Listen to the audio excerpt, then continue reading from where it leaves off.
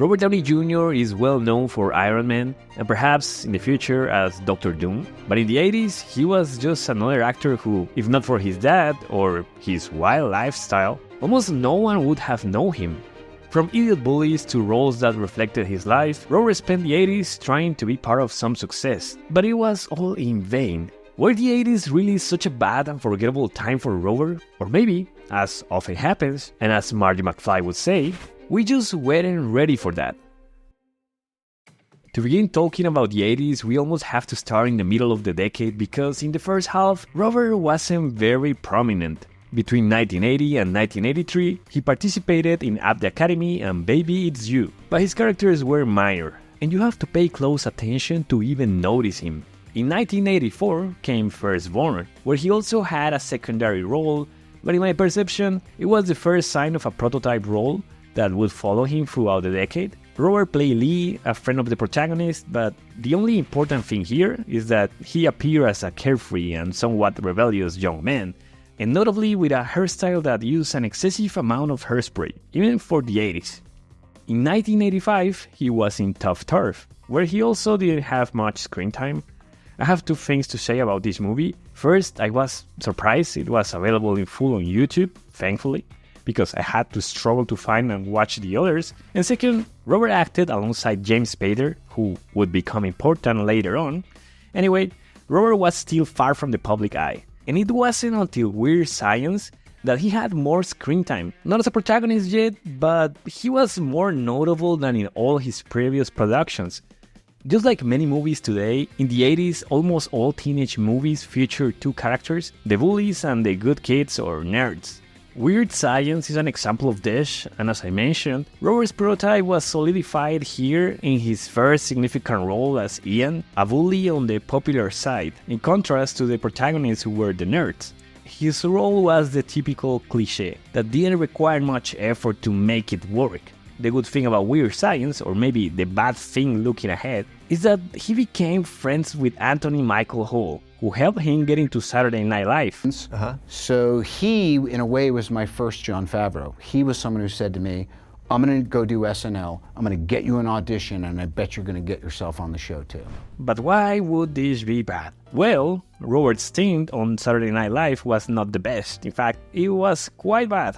There's a famous monologue where he's a suitcase, and honestly, I didn't find it very funny. Nor did several critics like those from Rolling Stone, who named Downey the worst SNL cast member in its entire run, stating that the Downey fail sums up everything that makes SNL great.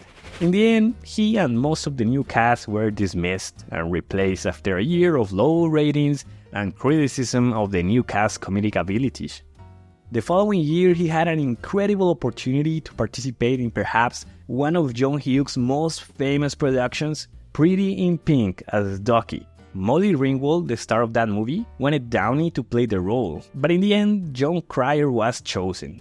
Who knows if his career would have changed if he had acted in it, at least in the 80s, because, spoiler alert, none of the movies he acted in would be like Pretty in Pink. So, in a parallel universe, Alan from 2.5 Men would be Robert Downey Jr.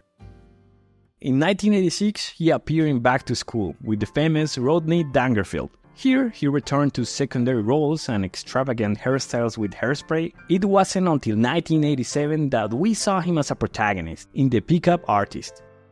He worked with Molly Ringwald, yes, the same one who wanted him for Pretty in Pink. In the movie, Robert sticks to the cool guy prototype, but this time he's not in school, or rather, he is, but as a teacher.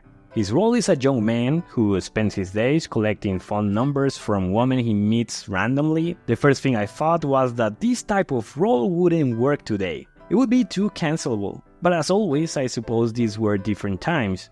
Like in any other romantic comedy, the womanizer falls in love and ends his life as a pickup artist because of it. I think that since Robert finally has more screen time, we can see that he performs the role well, although I don't like the character he plays. He comes across as overly talkative, but his dialogues honestly bore me.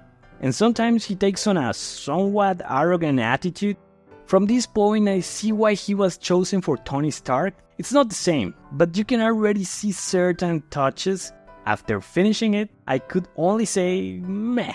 I didn't find the story very good, but let's say Robert's performance does stand out. Those familiar with the 80s movies will notice a pattern here of actors with whom Robert was already involved, such as Anthony Michael Hall, James Spader, and Molly Ringwald. They, along with others like Andrew McCarthy, were known as the Brat Pack, a group of young actors who starred in several 80s films related to teenage themes and who often led a rather wild lifestyle outside of them. This would be reflected in Robert's next film, Less Than Zero, and everyone knows Robert had a quite out-of-control youth. Partly because of this, he was considered a Brat Pack member, and while filming this movie, he was already dealing with some of those problems.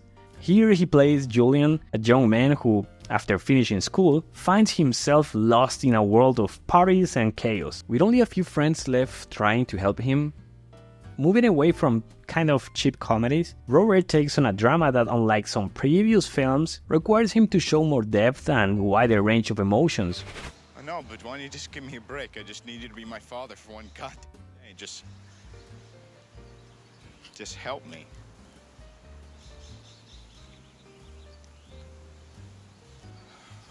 I mean, can't you tell when I'm telling the truth? Although the film was not a success and, in my opinion, fell short of its potential, I think Robert's performance was at a high point. In 1988, he would continue with the dramatic line in 1969, although his character would sometimes serve as the comic relief. Unfortunately, the film would be another addition to Robert's long list of failures. That year, he would also reunite with Anthony in Johnny Be Good, and let me tell you, before watching it, I wish I had seen the 4.6 rating on IMDb, as it was a huge waste of time. Robert again plays the secondary role of the protagonist's friend, occasionally delivering weak jokes, and the story, well, does not help at all, so just don't watch it. Not even for Robert's sake, please. Or if you do watch it, it would only be for Uma Thurman. At the end of the decade, his films would be True Believer and Chances Are. In the first one, I think he deviates the most from his typical character. He plays an idealistic lawyer with kind of like a calmer personality, far removed from the rebellious roles he usually portrayed. Chances Are would be another comedy. Here, he is supposed to be the reincarnation of a man who died in an accident and coincidentally encounters his former wife and daughter. Just like the kiss Luke gave Leia, this situation presents a similar scenario when his daughter flirts with him and they end up kissing. It also turns out that the best man at his wedding and his best friend was in love with his wife. And when he dies, he stays to look after her. The plot sounded like it could be an entertaining movie, but for me, it was a disappointment. Robert plays a somewhat clumsy and forgettable character, the others don't help either, and the story ends very weakly with him in a hospital.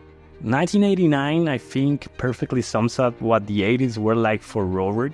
Throughout the decade, Robert focused on playing cool and funny roles with no depth, and when he tried to take on a more risky acting role, he failed commercially. In my opinion, he followed what many young actors do, taking easy roles that might bring commercial fame, although in his case he didn't even achieve that, or maybe more complicated roles, but this would be a minority. If you ask me, I would say that commercially speaking, his career in the 80s was a failure. And although it was shown that he's a good actor, I don't think this period revealed his true talent.